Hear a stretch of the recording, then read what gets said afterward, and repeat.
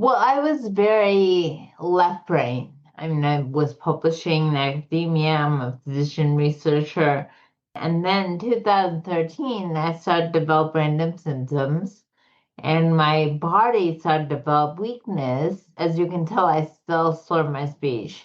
And the physicians were so quick to judge and were so quick to label me, to say, oh, I think you have this, that, this. And no one thought outside the box. And so that's when I was like, well, who does? The wise do. And regardless of what their profession is, they approach everything with a wider lens.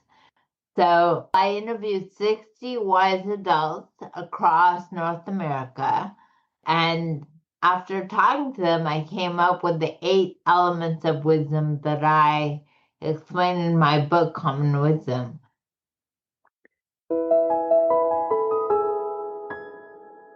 Welcome to Linda's Corner, where we bring more hope, healing, and happiness to the world.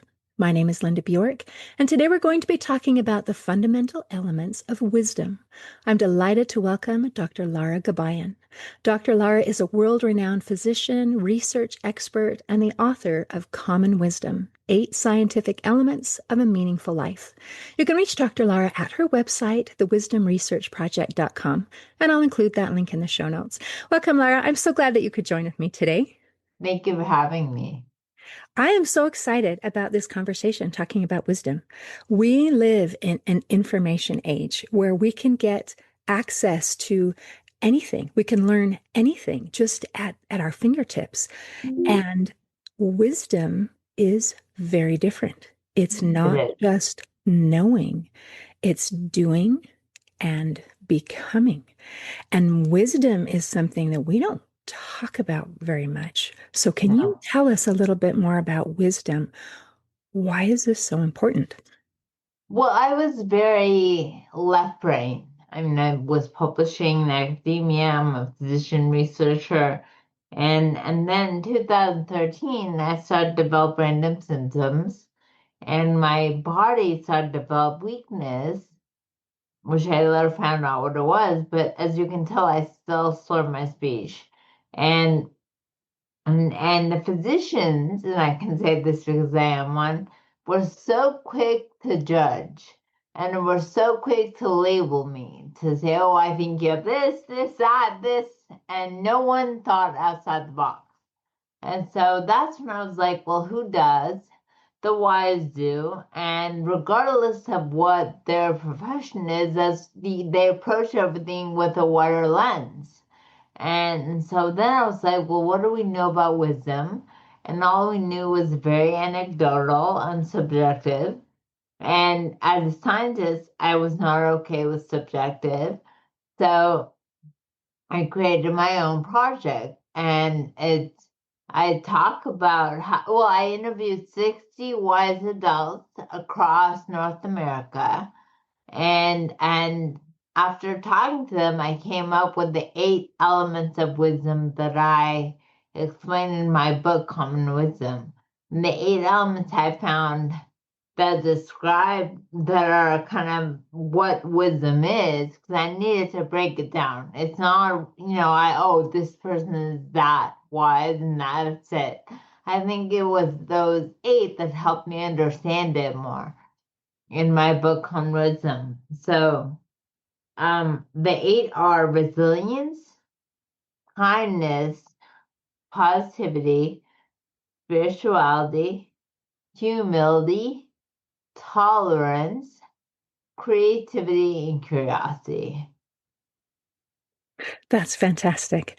So, I was interested that the reason that you started studying this is you needed someone who thought outside the box. There I was a did. problem. I was like, and most physicians, we are the same. We're very Western trained, left brain. We don't think outside the box. And I was like, no, that's not going to work for me. And I didn't look at wisdom to help me get better physically, because I clearly have not. But I looked at it because I was interested in defining it, and I did. And your definition of wisdom is different than any definition that I have seen anywhere. Well, it's funny because all the other definitions were based on their thoughts. Oh, I think it's this and that. Like the Buddha said wisdom was humility, which is one of my eight. But it's more than that. Yes, yes, it is more than just one thing. And I thought it's just interesting to be able to kind of quantify things. And now, as you mentioned, that the way you came up with this definition, with these 8 different elements, you did not come up with the definition and then find 60 people who match that definition to talk to them. It Yeah, was the because that other would way mean, around. yeah, so that would mean I am all knowing. And that's not how research works. The only thing you can decide is okay. The people in my project were people between the ages of 50 and 79. That's all you can do. And I had seen some literature saying the wisdom is not different based on gender, based on race, or based on political affiliation, but it is different based on region. So that's why I stuck to North America, because the wisdom coming out of like Asia or the Middle East or wherever is different than the wisdom that we have here. So that's why I stuck to North America. Fascinating. So we maybe define or understand wisdom differently based on our region. So now I'm curious. You chose 60 wise people. So you already knew they were wise, and then you kind of found out why they were wise. So how did you choose these 60 people to ask? I didn't choose them. I just told, community leaders, clergy, friends, random people. We posted on Facebook, on just random places, Reddit, social media, next door, wherever it was. And my question was, do you know someone wise? So I did not know any of them. And I did not choose any of them. They were recommended or nominated for the project. Okay. Oh, that's fascinating. So there's something about them that the people who knew them recognized and would describe them as, oh, this is a wise person, Yes. even without your common definition of what wisdom was. They No, just, "Ooh, this is a wise person." And what's interesting is when you get these different people recommending different nominees, different candidates, then from that, you found this commonality that said, you know what? I'm noticing some common threads. Look what they have in common. and that hence the name of my book, Common Wisdom. And it was looking at what they had in common, and those 8 elements are that. Oh, that's fantastic. Okay. Wow, that's really cool. So, trying to figure out who is wise. And then the process as a researcher was all right, then tell me who's wise. Tell me who they are. And now let's learn from them and learn what it is about them that makes them wise. What do they have in common? And I'm glad that you clarified that because when I read common wisdom, I wondered what that meant. So they Yeah, have something in common. that's why.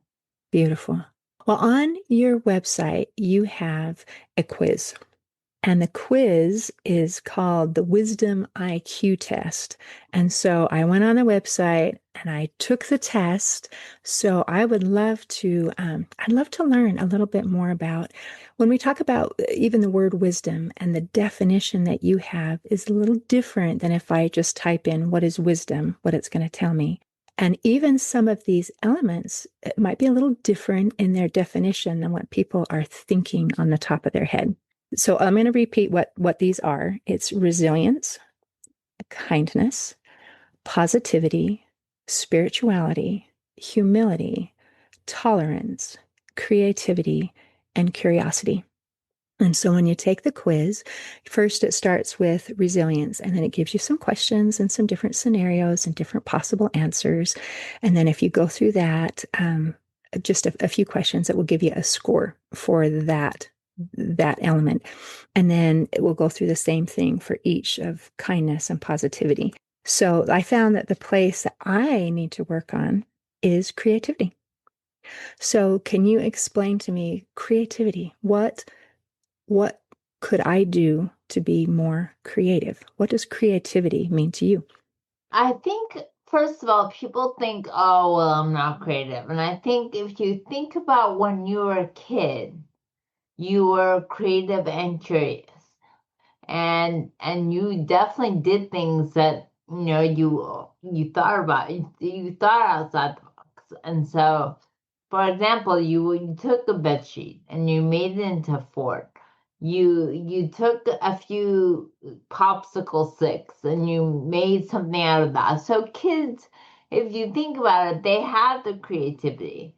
And so when it's funny when we came up with creativity, when I came up with it, there were several themes that went into that.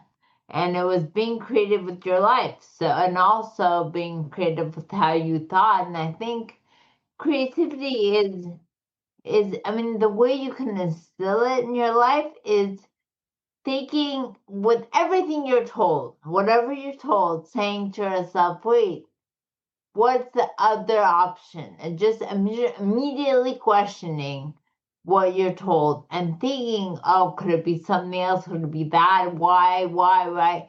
And so I always say to create creativity and question it, give it a why.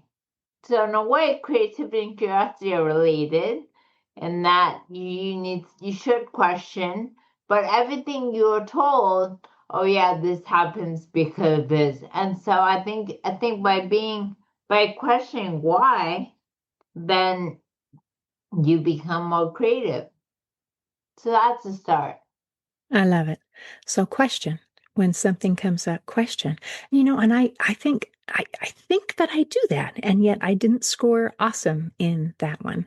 And the other one, not surprisingly, that I was a little lower in was the curious. So I still was in, out of the score is from 0 to 8, and 8 is what would you call a perfect score? A 5 to 7 is you're doing great. And then 0 to 4 is this is an area I need to work on. And so Yes, in curious, I got a 6. So I'm good, but there's still room for improvement. So that's what pretty is good. A six is curiosity pretty to you? good. Is that more, they're, like you say, they're quite intertwined. They're related about I want to learn something new. I want to Again, these go with stepping outside the box. Well, I feel like all of them are related. I feel like when you think about the eight, they're like to be resilient, which was number one. You need to be positive.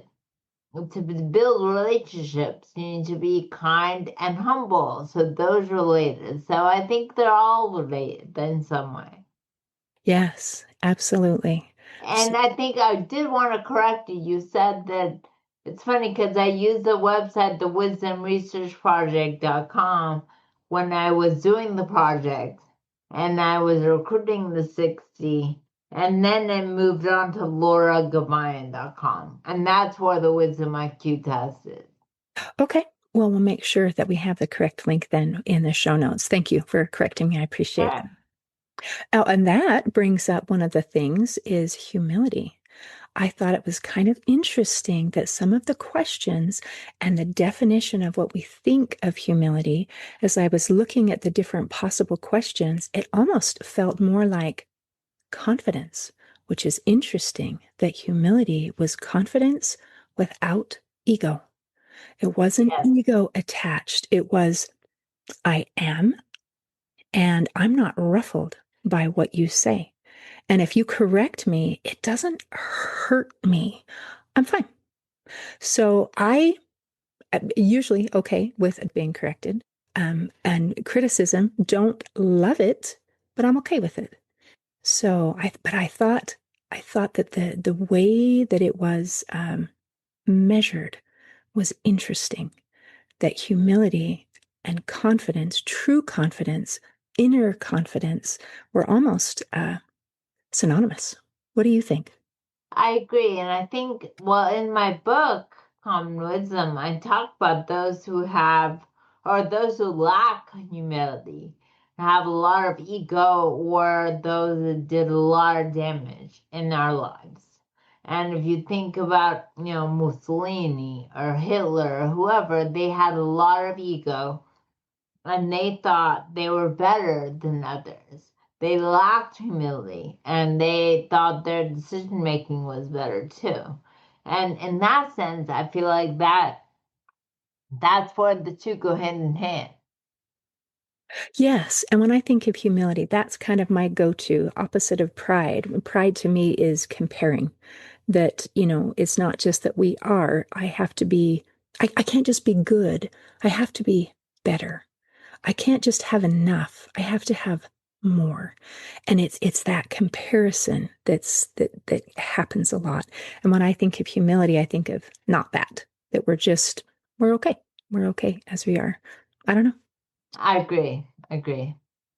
Oh, that was fantastic. Okay, so resilience. I'm just going to go through my scores. I'll just confess out here.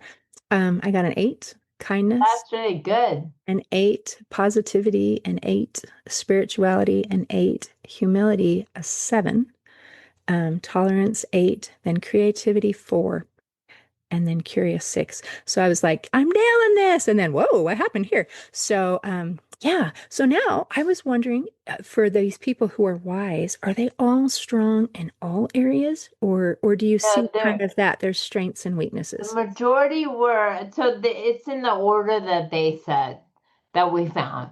So I had a team of two others and me, and we reviewed every online interview we had, and we gave them, whatever elements they may have had. And so the majority were resilient. And that's what really helped me. And in life, every time I go through issues, I think about what these people have gone through and them being resilient. And so, and also, I, the majority were resilient. They had gone through a lot, and yet, despite that, they were at peace. And so, of the elements, the two least common were creativity and curiosity, because those were at the end. And the thing though was we only as the our group only assigned someone creativity or curiosity if they mentioned it. If they said, "Oh, that's an important part of my life." Whereas the other elements, humility, tolerance, whatever, I think those just, the way they talk, the things they believed in were, they were given that. But creativity and curiosity, no. Okay. Well, that gives me a little bit of hope. I have things to work on, but it's okay. I can still be a wise person. I'm just learning. And Yes, it's interesting that wisdom, I thought it was interesting that the demographic that you chose was specifically an age and life between, was it 50 and 79, where yes. we have people who have had a lot of experience. And it is through our experiences that we gain wisdom. And when we talk about resilience, that means that we have had experiences that were not a lot of fun. Not that we asked for, not that we wanted, something that was hard. And we made it through and we're still okay. In fact, we have that sometimes they call it post-traumatic growth, where we've learned something, we're more compassionate, we're more understanding, and we're more wise. Well, I feel like you've grown. You've spiritually grown, and that's what I really had found with the interviewees is that experiences were more of like a gift. They were traumatic. They were not fun. They were horrible, and but yet they turned them into who they were. And isn't that lovely? And when you have that long term perspective, I think it's helpful when you're dealing with something like you are now, where I have something going on that I don't have the answers to. This is something I didn't ask for. It's not enjoyable. I don't want it. And yet, because of what I've seen from other people's experiences, when I look at it, I don't need to be angry or afraid or say, why me? I think, I guess this is an experience for me to gain wisdom from me to decide who I am. Well, I was able to write a book. I did find out that I was bitten by a Lyme tick when I was in college. And that was the reason why I've had these chronic stroke-like symptoms. But at the end of the day, I needed something to stop my body and get me to write this book, and I did. And it's not fun, being the independent control freak that I am. It's been hard, but I realized it's what I needed. That's beautiful. Sometimes we need things that we don't want. Yes. And that's okay. Yeah, and I think you can scream all you want, but it's good for you ultimately. Nobody wants to hear that, Laura. And yet it's true. So we say it. I'm sorry for anyone who's listening. You're going through something hard. We don't minimize it. We have compassion. And we recognize that this is part of what gives us depth of character. And as you have in the title of your book, it creates a meaningful life, which doesn't necessarily mean easy, pleasant. It's meaningful. Right, and that's not easy. No, that's not easy.